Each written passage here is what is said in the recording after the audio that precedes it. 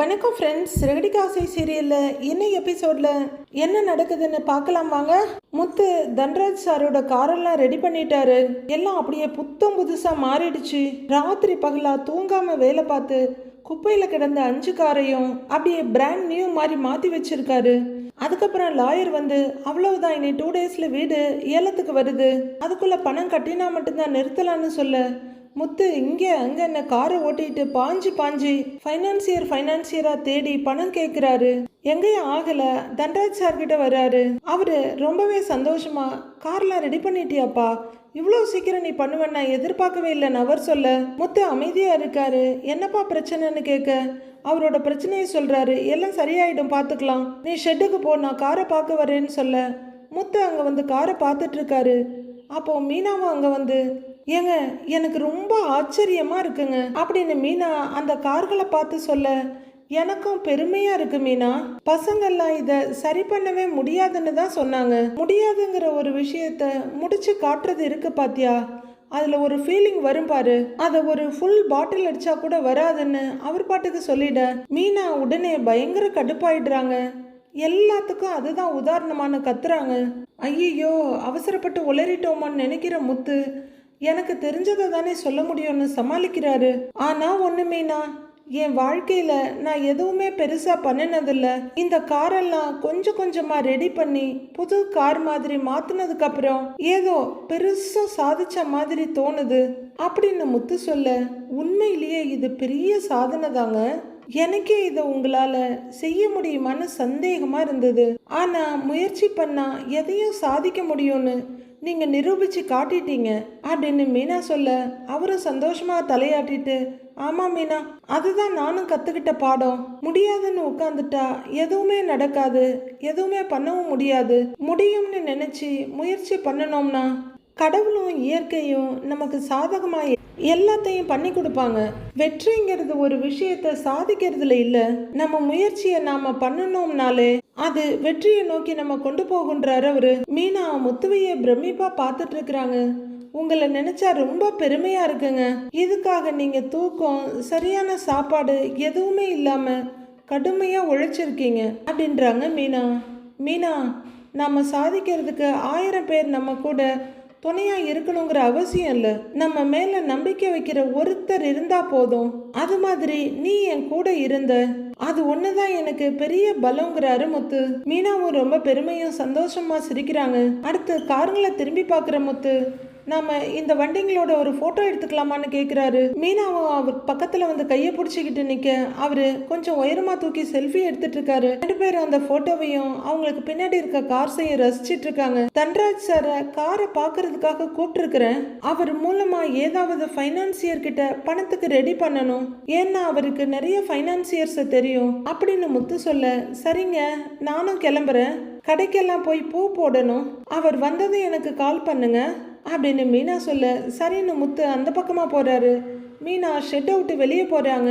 அப்போ ஒரு வண்டியில செல்வமும் இன்னொரு வண்டியில கார்த்திக், தினேஷ் 2 பேரும் வர்றாங்க. மீனா வெளியே வர, என்னம்மா கிளம்பிட்டீங்களா அப்படின்னு செல்வம் கேட்க, ஆமாண்ணே வேலை இருக்குன்னு சொல்லிக்கிட்டே போறாங்க. மீனா வரேன்னு சொல்லிட்டு அவங்க வண்டிக்கிட்ட போக சரிமான்னு சொல்லிட்டு அவர் வண்டியை நிறுத்திட்டு ஹெல்மெட்டை கழட்டிட்டு இருக்காரு. பின்னாடி வண்டியை கொண்டு வந்து நிறுத்திட்டு கார்த்தியும் தினேஷும் இறங்கி வர்றாங்க. மீனா ஹெல்மெட்டை போட்டுட்டு இருக்காங்க. இவங்க 3 பேரும் உள்ளர வர்றாங்க. டேய் முத்து அப்படின்னு ரொம்ப உற்சாகமா கூப்பிட்டுட்டு வர்றாரு செல்வம். டேய் வாங்கடா அப்படின்னு ஒரு காரை டோர் திறந்து பார்த்துட்டு இருந்த முத்து அதை சாத்திட்டு இவங்க பக்கமா வர்றாரு.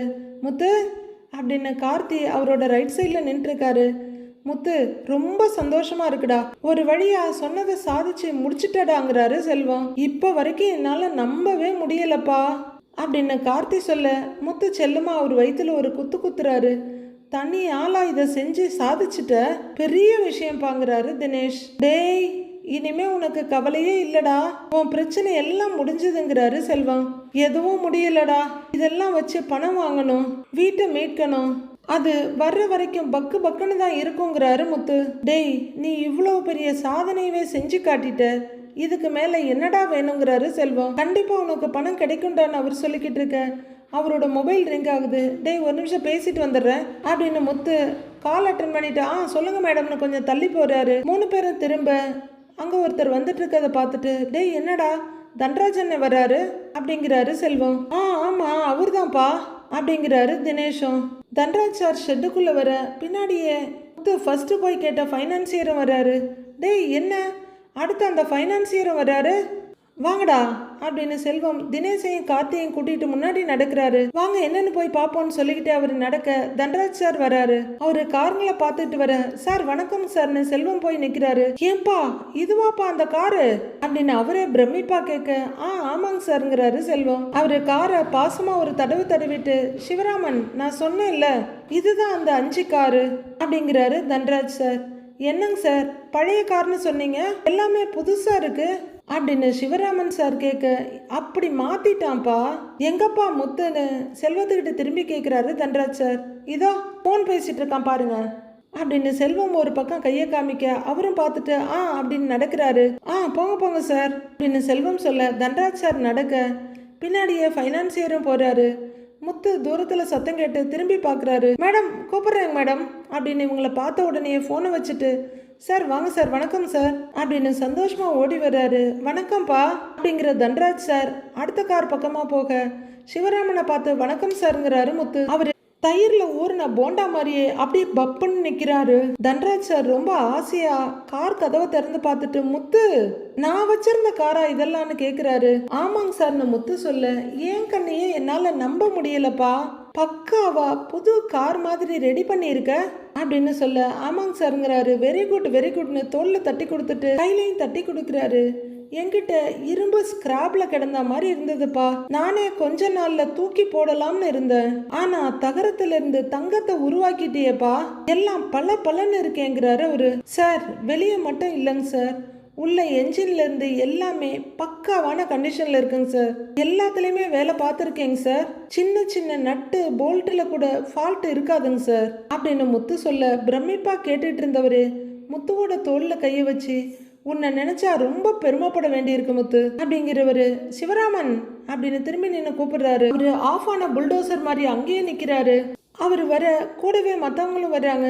சிவராமன் வண்டியெல்லாம் புதுசா இருக்குல்ல அப்படின்னு கேட்க, ஆமாங்க சார் உங்க ஷெட்ல இருந்த பழைய வண்டின்னு சொன்னா யாராலையுமே நம்ப முடியாதுன்றாரு அவரும். முத்து அப்படின்னு கூப்பிட, சார் அப்படிங்கிறாரு முத்து.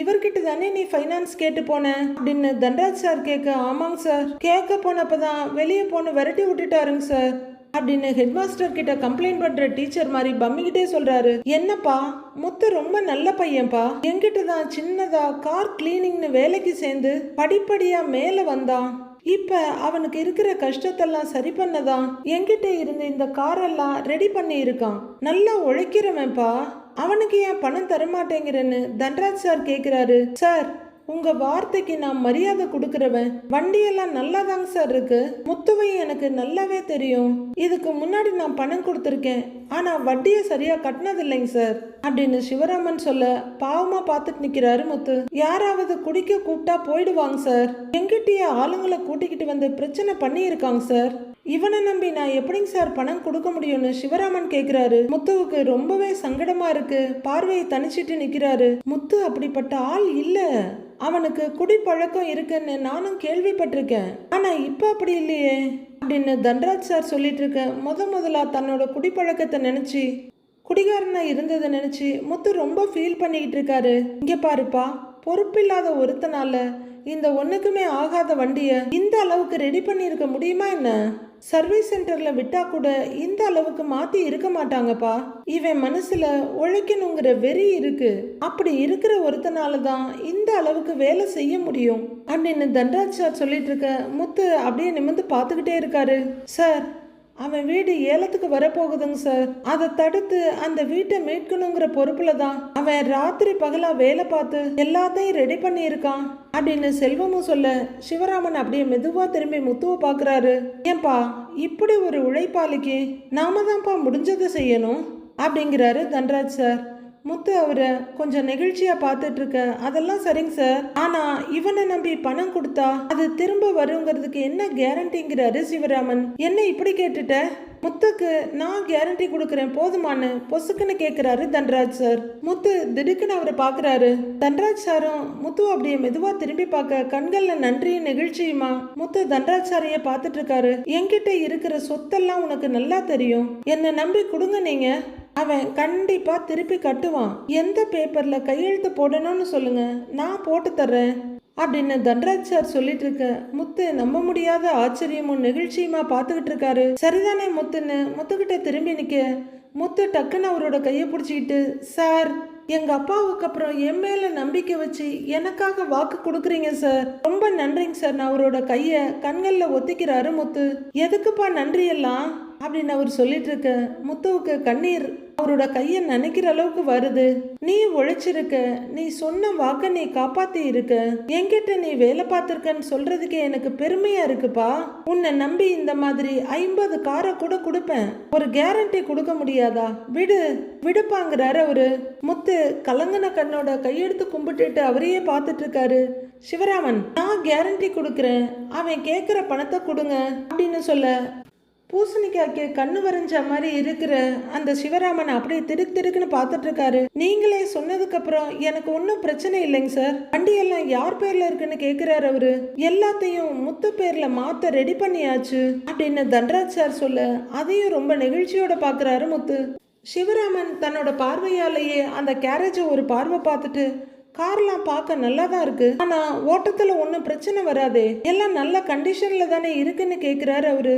சார் சார் சார் ஸ்டார்ட் பண்ணி ஓட்டி பாருங்க சார் அப்படின்னு முத்து சொல்ல, சரி சரி நான் நம்புறேன், ஆனா நீ கேட்ட பணத்துக்கு இந்த வண்டிங்க மட்டும் பத்தாது, இது இல்லாம உங்ககிட்ட 2 காரு ஒரு வேன் இருக்குன்னு சொன்னல அப்படின்னு அவர் கேட்க, ஆமாங்க சார் எல்லாம் ஓடிக்கிட்டு தாங்க சார் இருக்குங்கிறாரு முத்து. சரி அப்போ ஒண்ணு பண்ணு, மொத்தம் 8 வண்டியோட பேப்பரையும் அடமானம் வச்சா பணத்தை கொடுக்குறேன், உனக்கு ஓகேவான்னு கேட்கிறாரு பினான்சியர். சரி சார் நான் கொடுத்துடுறேங்க சார்ங்கிறாரு முத்து. உடனே 38 லட்சம் வேணுங்க சார், அதுக்காக என் தலைய கூட அடமானம் வைக்க நான் ரெடியா இருக்கேங்க சார்ங்கிறாரு முத்து.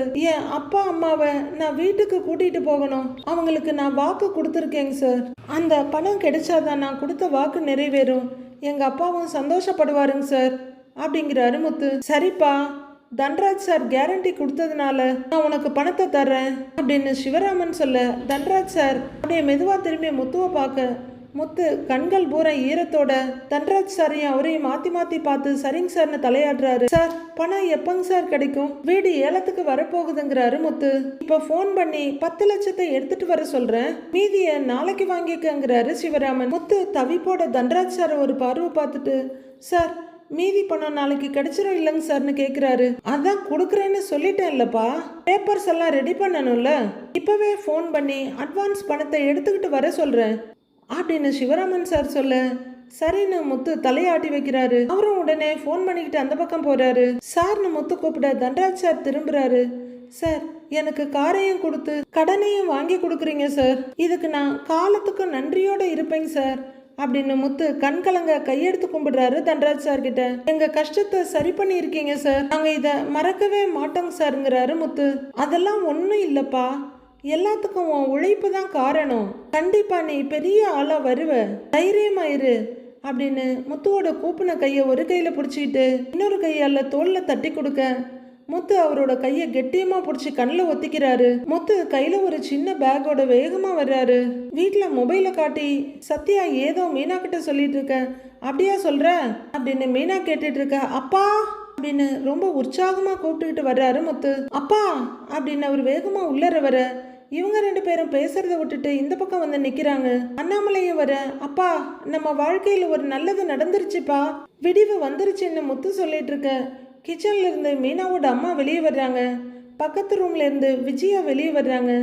என்னங்க சொல்றீங்க அப்படின்னு மீனா முத்துவோட கைய பிடிக்க முத்துவன் திரும்பி, ஆமா மீனா நல்ல காலம் பிறந்துருச்சு, 38 லட்சத்துக்கு ஒரு வழி பண்ணியாச்சு அப்படின்னு முத்து சொல்ல, நிஜமா வாங்கன்னு மீனா கேக்குறாங்க.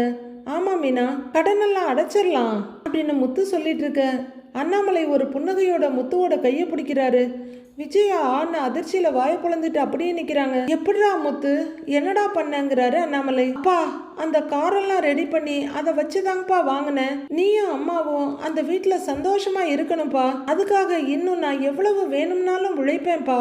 அப்படி உழைச்சுதான்ப்பா இந்த பணத்தை ரெடி பண்ணி இருக்கிறேன் அப்படின்னு முத்து சொல்ல கொஞ்சம் கொஞ்சமா விஜயாவோட முகத்துல சிரிப்பு களை கட்டுது. மீனாவோட அம்மா அப்படியே சந்தோஷத்துல நெகிழ்ந்து போயிருக்க. மீனாவும் ரொம்ப சந்தோஷத்துல ஆனந்த கண்ணீர் வர மாதிரி நிக்கிறாங்க. ரொம்ப கஷ்டப்பட்டியாப்பா அப்படின்னு அண்ணாமலை கேட்க, அதெல்லாம் ஒன்றும் இல்லப்பா, பணம் கிடைச்சிருச்சுன்னு தெரிஞ்ச உடனேயே நான் பட்ட கஷ்டம் எல்லாம் போயிருச்சுப்பா. இப்ப 10 லட்சம் வந்துருச்சு, மீதி பணமும் உடனே கிடைச்சிரும்பா அப்படின்னு முத்து சொல்ல அண்ணாமலை அவரோட கையை பார்த்துட்டு மறுபடியும் முகத்தை பார்க்குறாரு. விஜயா அப்படியே புன்னகை மண்ணியா மாறி நிக்கிறாங்க. மாப்பிள்ள, ரொம்ப சந்தோஷமா இருக்கு. எப்படியோ உங்க வீட்டு கடனை அடைச்சிடலாம் இல்லைன்னு மீனாவோட அம்மா கேக்குறாங்க. மாமா மாமா எப்படியும் வீடு ஏலத்துக்கு வராம தடுத்துடலாம் இல்ல மாமா அப்படின்னு சத்யா கேட்க முத்து அப்படிங்கிறாரு. சூப்பர் மாமா அப்படின்னு சத்யா ஷேக் ஹேண்ட் கொடுத்துட்டு இருக்காரு. முத்து, கஷ்டப்பட்டு நீ பணத்தை ரெடி பண்ணி இருக்க, இதுவும் கடன் தான். ஒரு கடன் அடைக்கிறதுக்கு இன்னொரு கடன் வாங்கி இருக்கிற, அவ்வளவுதான். ஆனா நாம இன்னும் கடன்ல தான் இருக்கிறோம். அதை நினைச்சா வருத்தமா இருக்குன்றாரு அண்ணாமலை. ஆனா என்னைக்காவது ஒரு நாள் இந்த கடன் எல்லாம் நீ அடைப்ப, அந்த நம்பிக்கை எனக்கு இருக்கு அப்படின்னு அண்ணாமலை சொல்லிட்டு இருக்க. முத்துவைய பிரமிப்பா பார்த்துட்டு இருக்காங்க விஜயா. நீ இந்த குடும்பத்துக்காக கஷ்டப்படுற, எப்படியாவது அந்த வீட்டை வாங்கி எங்களுக்கு கொடுக்கணும்னு நீ ஆசைப்படுற, நீ நல்லா இருக்கணும்பா அப்படின்னு அண்ணாமலை சொல்றாரு. அப்பா, என்னப்பா நீ, நான் யாருக்காகப்பா பண்றேன்? எனக்கு நானே பண்ணிக்கிறது தானேப்பா இது. நான் இப்ப இந்த நிலைமையில இருக்கேன்னா அதுக்கு காரணம் நீயும் அம்மாவும் தானேப்பா. உங்களுக்காக என்ன பிரச்சனை வந்தாலும் நான் சமாளிப்பேன்ப்பா அப்பா அப்படின்னு அவங்க அப்பாவோட கையை ஆறுதலா பிடிச்சிட்டு சொல்றாரு முத்து. அண்ணாமலைக்கு என்ன சொல்றதுன்னே தெரியல.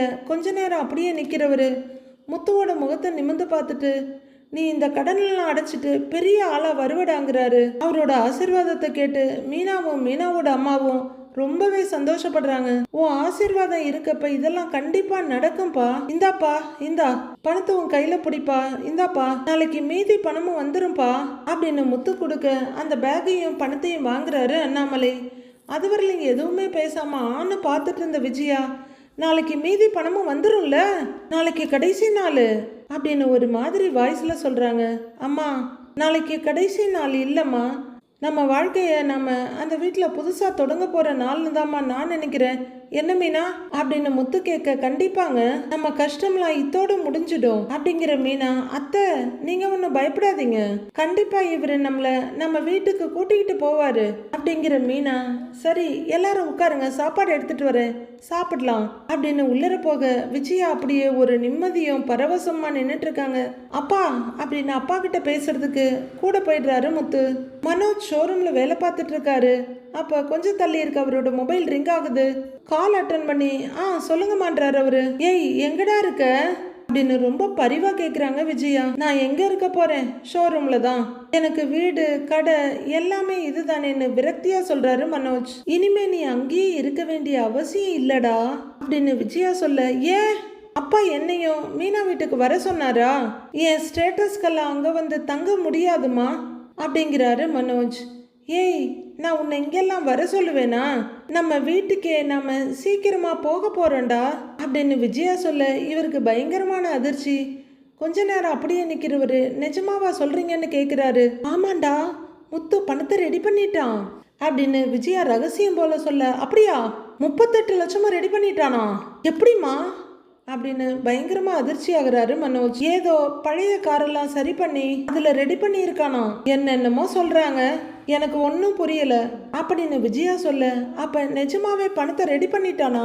என்கிட்டலாம் கேட்க மாட்டான்ல அப்படிங்கிறாரு மனோஜ். இல்லடா, இப்போதைக்கு முன்பணமா 10 லட்சம் ரூபாய் கொடுத்துருக்கான். நாளைக்கு மீதி பணத்தை கொடுத்துடுவான், வீட்டை மீட்டுலாம்டா அப்படின்னு விஜயா ரொம்ப சந்தோஷமா சொல்ல, அப்பாடா, இப்பதாம்மா எனக்கு கொஞ்சம் நிம்மதியா இருக்கு.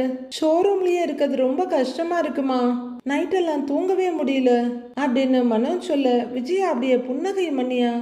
இனிமே அந்த கவலையே வேண்டாம், நம்ம சீக்கிரமா வீட்டுக்கு போயிடலாம். எல்லாம் முடிஞ்ச உடனே நான் உனக்கு கால் பண்றேன், சரியா அப்படின்னு விஜயா சொல்ல மனோஜுக்கு ரொம்பவே சந்தோஷமா இருக்கு.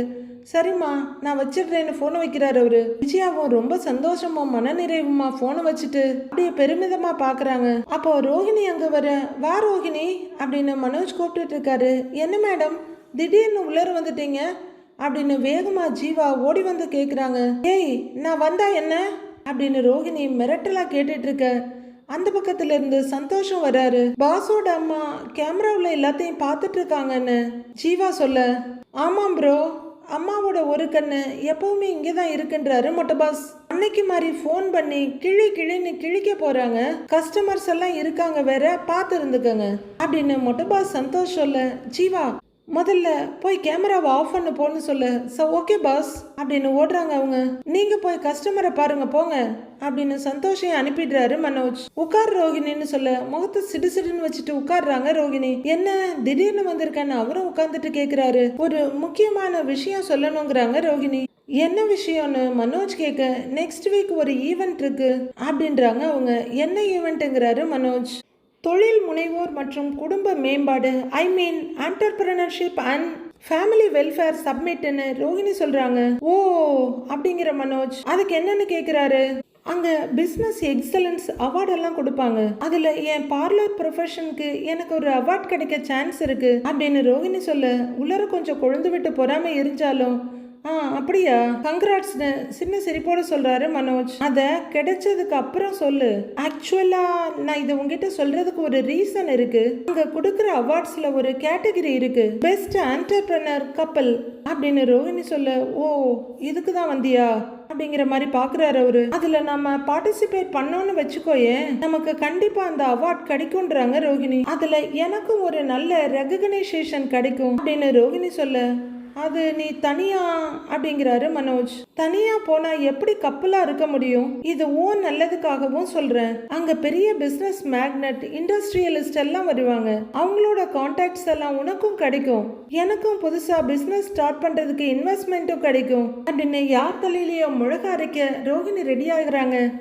நீ சொல்றதெல்லாம் எனக்கு புரியுது, ஆனா நம்ம சேர்ந்து எப்படி அங்கன்றாரு மனோஜ். ஏன் நாம நல்ல கப்பல் இல்லையா அப்படின்னு ரோஹிணி கேட்க, அப்படி இல்ல அம்மாவுக்கு தெரிஞ்சா பெரிய ப்ராப்ளம் ஆயிடுங்கிறாரு மனோஜ். அவ்வளவுதான் ரோஹிணி பயங்கர ஃபியூரியஸ் ஆயிடுறாங்க, முறைக்கிறாங்க. என்னால வர முடியாது ரோஹிணி அப்படின்னு மனோஜ் சொல்ல, கடுப்பு மறைச்சுக்கிட்டு, மனோஜ் நான் ஒன்னு கேக்குறேன், என் ஹஸ்பண்டா ஒரு நாள் கூட வரமாட்டியான்னு கேக்குறாங்க ரோஹிணி. மனோஜ் அப்படியே பரிதாபமா பார்த்துட்டு உட்கார்ந்துருக்காரு. உனக்கு ஒரு ப்ராப்ளம், நீ ஜெயிலுக்கு போற சிச்சுவேஷன் வந்தப்ப நான் வந்து நின்னேல்ல, இப்ப எனக்காக நீ வரமாட்டல்ல, இந்த ஈவெண்ட்டுக்கு போறதுனால நம்ம 2 பேருக்குமே நல்லது நடக்கும் மனோஜ் அப்படின்னு ரோஹிணி சொல்ல, இல்ல ரோஹிணி ஒன்னா நாம 2 பேரும் ஒன்னா அப்படின்னு அவர் இழுத்துக்கிட்டு இருக்க, மனோஜ் லைஃப்லயே ஒன்னா வாழ வேண்டிய நாம பிரிஞ்சு இருக்கோம், நாம 2 பேரும் ஒன்னா இருந்திருந்தா உன் பிசினஸ்க்கு நான் எவ்வளவு ஹெல்ப் பண்ணி இருப்பேன், எத்தனை ஆர்டர் நான் உனக்கு வாங்கி கொடுத்துருக்கேன், அது உனக்கே தெரியும் அப்படின்னு ரோஹிணி சொல்ல, கையில இருந்து 10 லட்ச ரூபாயை புடுங்கிட்டு போன மாதிரி பரிதாபமா பார்த்துட்டு இருக்காரு மனோஜ். இப்ப இதை நாம 2 பேருக்காகவும் தான் கேக்குறேன், உனக்கு என் மேல ஏதாவது லவ் இருந்தா இல்ல எனக்கு ஏதாவது ஹெல்ப் பண்ணணும்னு நினைச்சா நீ இதை எனக்காக பண்ணணும், என் கூட வரணுங்கிறாங்க ரோஹிணி. உனக்காக இதை பண்ணணும்னு தான் தோணுது, ஆனா இப்ப வீட்டுல நிலைமை சரியில்லை, இப்பதான் பிரச்சனை முடியற மாதிரி இருக்கு, முத்து பணத்தை ரெடி பண்ணியிருக்கான்னு மனோஜ் சொல்லிடுறாரு. அப்படியா முத்து ரெடி பண்ணிட்டானா அப்படின்னு ரோஹிணியும் பயங்கர ஆச்சரியமா அதிர்ச்சியமா கேட்க, ஆமா ஏதோ பழைய கார்லாம் ரெடி பண்ணி அதை வச்சுதான் பணத்தை ரெடி பண்ணியிருக்கானோ, 10 லட்சம் ரூபாய் அட்வான்ஸ் வேற வாங்கிட்டானா, மீதி பணமும் வந்துருமா, இப்பதான் அம்மா ஃபோன் பண்ணி எனக்கு சொன்னாங்க அப்படின்னு மனோஜ் சொல்ல, ரோஹிணி அப்படியே கோவத்திலையும் எரிச்சலையும் இறுக்கமாயிட்டு இருக்காங்க. அதை கவனிக்காத மனோஜ் இந்த நேரத்துல நாம 2 பேரும் ஒரே இடத்துக்கு ஒன்னா போய் வீட்டுக்கு தெரிஞ்சா இன்னும் பெரிய பிரச்சனையாகும் அப்படின்னு மனோஜ் சொல்ல, ரோஹிணி பயங்கரமா முறைக்கிறாங்க. ஆல்ரெடி அப்பா எனக்கு சொத்துல ஷேர் தரமாட்டேன்னு சொல்லிட்டாரு அப்படின்னு மனோஜ் சொல்ல, அதெல்லாம் கொடுக்காம போக மாட்டாங்க, உன் பிசினஸ் நீ டெவலப் பண்ண வேண்டாமா, இது உனக்கு ஹெல்ப்ஃபுல்லா இருக்கும் மனோஜ் அப்படின்னு ரோஹிணி சொல்ல, இல்ல ரோஹிணி அம்மாவுக்கு ஏதாவது தெரிஞ்சா அப்படின்னு மனோஜ் சொல்ல, பயங்கர டென்ஷன் ஆகுறவங்க, சும்மா அம்மா அம்மான்னு சொல்லிட்டு இருக்காத மனோஜ், நீ கண்டிப்பா என் கூட வரணும் அவ்வளவுதான் அப்படிங்கிற ரோஹிணி எழுந்து பேக் தூக்கி போட்டுக்கிட்டு, நான் உனக்கு டேட்டும் லொக்கேஷனும் அனுப்புறேன் அப்படின்னு சொல்லிட்டு திரும்ப, ரோஹிணி நான் சொல்றது கொஞ்சம் கேளுன்னு மனோஜும் எழுந்து நின்று, கையை நீட்டுறாரு. நான் சொல்றத கேளு மனோஜ், நீ வர்ற அவ்வளவுதான் அப்படின்னு கட் அண்ட் ரைட்டா சொல்லிட்டு கிளம்பிடுறாங்க ரோஹிணி. ஐயோ இவ வேற இப்படி சொல்லிட்டு போறா, அம்மாவுக்கு தெரிஞ்சா என்ன ஆகுமோ அப்படின்னு திருன்னு பாக்குறாரு மனோஜ். அடுத்தது என்ன, நாம நினைச்ச மாதிரி தான். ஆனா இதுல ஒரு சின்ன மாற்றம். ரோஹிணி சிந்தாமணியை தேடி போவாங்கன்னு பார்த்தா ரோஹிணி அவங்க வீட்டுல கன்னத்துல கைய வச்சுட்டு உட்கார்ந்துருக்க. ரோஹிணி அப்படின்னு கூப்பிட்டுக்கிட்டே சிந்தாமணி வர்றாங்க. ரோஹிணி அவங்க வர்றதை கவனிக்காம ஏதோ யோசனையில உட்கார்ந்துருக்க. அம்மா அம்மான்னு கூப்பிடுறாரு கிரிஷ். அதுக்குள்ள சிந்தாமணி இன்னொரு தடவை ரோஹிணின்னு கூப்பிடுறாங்க. வாங்க அப்படின்னு கிரிஷோட பாட்டி அவங்கள வரவேற்கிறாங்க. சிந்தாமணி வந்து நிக்க பக்கத்துல வந்து கல்யாணி யார் வந்திருக்காங்கன்னு பாரு அப்படின்னு அவங்க அம்மா சொல்ல கைப்பட்டதும் சுதாரிச்சுக்கிட்டு நிமிந்து பாக்குற ரோஹிணி வாங்க ஆண்டி அப்படின்னு வரவேற்கிறாங்க சிந்தாமணிய. என்ன ரோஹிணி, நான் வந்தது கூட தெரியாம அப்படி என்ன யோசனைன்னு கேக்குறாங்க சிந்தாமணி. நானே உங்களை நேர்ல வந்து பாக்கலான்னு இருந்தேன் ஆண்டி அப்படின்னு ரோஹிணி சொல்ல என்ன விஷயம்னு கேக்குறாங்க சிந்தாமணி. ஏதாவது அர்ஜென்ட்னா எனக்கு போன் பண்ணி இருக்கலாம்ல அப்படின்னு சிந்தாமணி கேட்க ரோஹிணி தயங்கிட்டு அவங்கள பாக்குறாங்க. என்ன விஷயம் சொல்லு அப்படின்னு சிந்தாமணி கேட்க வாங்க வெளியில போய் பேசலாம் அப்படின்னு சிந்தாமணியை கூட்டிட்டு வெளியே போறாங்க ரோஹிணி. இப்ப இவங்களை எதுக்கு வெளியே கூட்டிட்டு போறான்னு அவங்க அம்மா குறுகுறுன்னு பாத்துட்டு இருக்காங்க. ரோஹிணி வேகமா வெளியே வர அதை விட வேகமா சிந்தாமணி கூடவே வர்றாங்க. என்ன ரோஹிணி, ஏதாவது பிரச்சனையா அப்படின்னு சிந்தாமணி கேட்க ஆமா ஆண்டி, அந்த முத்து வீட்டு கடனை அடைக்க பணத்தை ரெடி பண்ணிட்டு இருக்கான் போல, நாளைக்கு பணத்தோட பைனான்சியரை பார்க்க வர போறாரு அப்படின்னு ரோஹிணி சொல்ல இதெல்லாம் உனக்கு எப்படி தெரியும்னு கேக்குறாங்க சிந்தாமணி. நான் மனோஜ பார்க்க கடைக்கு போனேன் ஆண்டி, அப்ப அவர் சொன்னாருங்கிறாங்க ரோஹிணி. ஓ, அப்ப மனோஜ பார்த்து பேசிக்கிட்டு தான் இருக்கியான்னு ஒரு மாதிரியா கேக்குறாங்க சிந்தாமணி. ஆமா ஆண்டி, அவர் இப்பதான் கொஞ்சம் கொஞ்சமா என் வழிக்கு வந்துகிட்டு இருக்காரு. நான் அப்பப்ப போய் அவரை பார்த்துக்கிட்டு தான் இருக்கேன். அவர் தான் இந்த விஷயத்தை என்கிட்ட சொன்னாரு அப்படின்னு ரோஹிணி சொல்ல ஓ, அப்ப காசை கொடுத்து வீட்டை திரும்ப வாங்க பாக்குறாங்களா அப்படின்னு சிந்தாமணி சொல்லிட்டு இருக்க. ஆண்டி, நான் மறுபடியும் மனோஜ் கூட சேரணும். நான் சேர்ற வரைக்கும் அவங்களுக்கு அந்த வீடு கிடைக்கவே கூடாது. அவங்களுக்கு மட்டும் அந்த வீடு கிடைச்சிருச்சுன்னா மறுபடியும் மனோஜுக்கு பொண்ணு பாக்குற வேலையை ஆரம்பிச்சிருவாங்க. அவங்க லைஃப்ல ப்ராப்ளம் இருந்தாதான் என் வாழ்க்கையில தலையிட மாட்டாங்க. கொஞ்ச நாள் மீனா வீட்லயே இருந்து கஷ்டப்படட்டும், என்ன அந்த வீட்டுக்கு வரக்கூடாதுன்னு எவ்வளவு அசிங்கமா பேசினாங்க அப்படின்னு ரோஹிணி சொல்லிட்டு இருக்கா. ஆமா ஆமான்னு மனசுல ஏதேதோ கணக்கு போட்டுட்டு தலையாட்டிட்டு இருக்காங்க சிந்தாமணி. இப்ப அவங்க எல்லாம் மீனா வீட்டுல இருந்துகிட்டு அவங்க வீட்டுக்கு போக முடியலையேன்னு தவிச்சுக்கிட்டு இருக்காங்க. அது அப்படியே இருக்கணும் அப்படின்னு ரோஹிணி பயங்கர வன்மத்தோட சொல்ல புரியுது ரோஹிணி, அவங்க வீட்டுக்கு வந்துட்டா அடுத்த முதல் வேலையா மனோஜுக்கு பொண்ணு பார்க்க ஆரம்பிப்பாங்க, அவன் மனசையும் மாத்த ஆரம்பிப்பாங்கன்னு நீ பயப்படுற அப்படின்னு சிந்தாமணி சொல்ல ரோஹிணி ஆமான்னு தலையாடுறாங்க. ஆமா ஆண்டி, நான் மனோஜ் கூட சேரும்போது அந்த வீடு கிடைச்சா போதும் அப்படின்னு ரோஹிணி சொல்ல சிந்தாமணி அப்படியே ஒரு சிரிப்போட பார்த்துக்கிட்டு உன்னை சேர்த்து வைக்கிறதுக்கு அந்த வீட்டை நான் ஜப்தி பண்ணி வச்சிருக்கேன், இவ ஒருத்தி நான் சொல்றதையெல்லாம் நம்பிக்கிட்டு இருக்கிறா அப்படின்னு மனசுக்குள்ள ரோஹிணியை பார்த்து கேவலமா சிரிச்சிட்டு இருக்காங்க சிந்தாமணி. அப்போ கிருஷோட பாட்டி மெதுவா வெளியே வந்து அங்க நிக்கிறாங்க.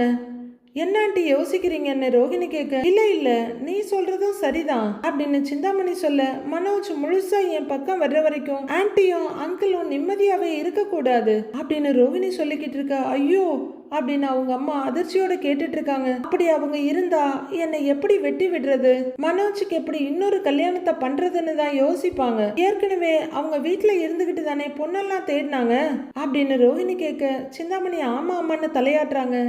இப்ப மீனா வீட்டுல இருந்துகிட்டு எப்படி பொண்ணு தேடுவாங்க, இவங்க இருக்கிறதுக்கே இடம் கிடையாது அப்படின்னு ரோஹிணி சொல்ல நீ சொல்றது எனக்கு புரியுது ரோஹிணி, அப்போ முத்து பணத்தை ரெடி பண்ணிட்டான் இல்லையா அப்படின்னு சிந்தாமணி கேட்க ஆமா ஆண்டி, ஏதோ பழைய காருங்க சிலத முத்து புதுசா ரெடி பண்ணி அதை அடமானம் வச்சு பணம் ரெடி பண்ணி இருக்கான். இப்ப ஒரு 10 லட்சம் அட்வான்ஸ் வாங்கி இருக்கானா அப்படின்னு ரோஹிணி மனோஜ் சொன்னதை பூரா சிந்தாமணி கிட்ட சொல்லிட்டு இருக்க.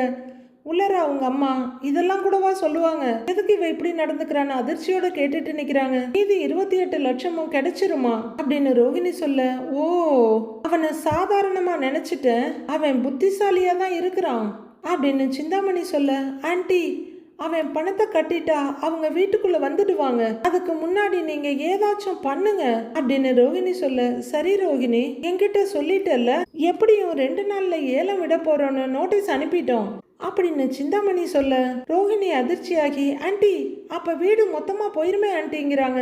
இல்ல இல்ல, அது என் கைக்கு தான் வரும். நீ அந்த வீட்டுக்கு திரும்ப போகும்போது அந்த வீட்டை கொடுத்துடலாம். நீ மனோஜ் கூட சேர்ற வரைக்கும் அந்த வீடு அவங்களுக்கு கிடைக்காம நான் பாத்துக்கிறேன் அப்படின்னு ஏதோ பெத்த மகளுக்கு சீதனம் கொடுக்க போற மாதிரி சிந்தாமணி பில்டப் கொடுத்துட்டு இருக்க. கல்யாணியோட அம்மா இதெல்லாம் அதிர்ச்சியோட கேட்டுட்டு இருக்காங்க. ரோஹிணி இன்னும் அதிர்ச்சியோட பார்த்துட்டு இருக்க. அந்த வீடு அவங்க கைக்கு கிடைக்காது, நீ கவலைப்படாத. ஆனா பணம் அங்க போனாதானே அவங்களுக்கு அந்த வீடு கிடைக்கும். பணம் போகலன்னா கிடைக்காதுல்ல அப்படின்னு சிந்தாமணி சொல்ல அதெல்லாம் கொஞ்சம் கூட கண்டுக்காத ரோஹிணி, ஆண்டி நீங்க என்ன செய்வீங்களோ ஏது செய்வீங்களோ தெரியாது, ஆனா நான் மனோஜோட சேர்ற வரைக்கும் அந்த வீடு அவங்களுக்கு கிடைக்கவே கூடாது அப்படின்னு ரோஹிணி வெறி பிடிச்ச மாதிரி சொல்றாங்க. சொல்லிட்டேல்ல உட நான் பாத்துக்கிறேன் அப்படிங்கிற மாதிரி சிந்தாமணி வன்மத்தோட ஒரு சிரிப்பு சிரிக்கிறாங்க. ஓகே ஆண்டி கிட்ட சொல்லிட்டோம், இனி அவங்க பாத்துக்குவாங்க. நம்ம வேலை மனோஜோட சேர்றது மட்டும்தான். அவனை நம்ம வலையில விழ வைக்க வேண்டியது மட்டும்தான் பாக்கியன்னு ரோஹிணி மெதப்பா பார்த்துட்டு இருக்காங்க. நாளைய ப்ரோமோவில் மீனா ஒரு இடத்துல வண்டியோட நிற்க ஒரு ஆள் அவங்க கழுத்துக்கு முன்னாடி கத்தியை நீட்டிட்டு இருக்க, இன்னொரு ஆள் அப்படியே பின்னாடி வர்றாப்ல கத்தியை காட்டி மீனாவோட பேக் சைடில் இருக்க கூடையில இருந்து பணத்தை எடுத்துக்கிட்டு 2 பேரும் பைக்கில் போக மீனா ஓட்டப்பந்தய வீராங்கனை மாதிரி துரத்திட்டு போறாங்க. இந்த தடவை கீழெல்லாம் விழுந்து கை கால்லாம் உடச்சுக்கல போல இருக்கு. இங்க ஆக்ஷனுக்கு எல்லாம் ரெடியா இருக்காங்க. அதுல ஒரு 3 பேர் கையை தூக்கிக்கிட்டு இருக்காங்க. மீனா பணம் பறிப்போன விஷயத்த முத்துக்கிட்ட சொல்லிட்டு இருக்காங்க. அவரும் ஏதோ தலையில ஹெல்மெட்டோட நின்றுட்டு இருக்காரு. என்னப்பா இப்படிலாம் கதை விடுறீங்க? வீட்டை மீட்கிறது தான் உங்களோட முதல் வேலையே. ஆனா பணத்தை மொத்தமும் மீனா கிட்ட மட்டும் கொடுத்து அனுப்பி விடுவாங்களாம். மீனாவும் அவ்வளவு பணத்தையும் அவங்க பேஸ்கெட்ல வச்சு எடுத்துட்டு போவாங்களாம். அது கரெக்டா சிந்தாமணிக்கு தெரிஞ்சு அவங்க ஆளை அனுப்பி மீனாவோட கழுத்துல கத்தியை வச்சு எடுத்துட்டு போவாங்களாம். இவர் கார் பேப்பர்ஸ் தான் அடமானம் வச்சாரா இல்ல கார் மொத்தத்தையும் அடமானம் வச்சுட்டாரான்னு தெரியல. விஜயா அண்ணாமலை எல்லாம் எங்க தொலைஞ்சு போனாங்கன்னு தெரியல. கதை விடுறதுக்கு ஒரு அளவே இல்லாம அவங்க சுத்திக்கிட்டு இருக்க விஜயா அவங்க வாயாலேயே மறுபடியும் அதெல்லாம் பாதாளத்துக்கு போறாங்க. அடுத்து என்ன நடக்க போகுதுன்னு நாளை எபிசோட்ல பார்க்கலாம் ஃப்ரெண்ட்ஸ்.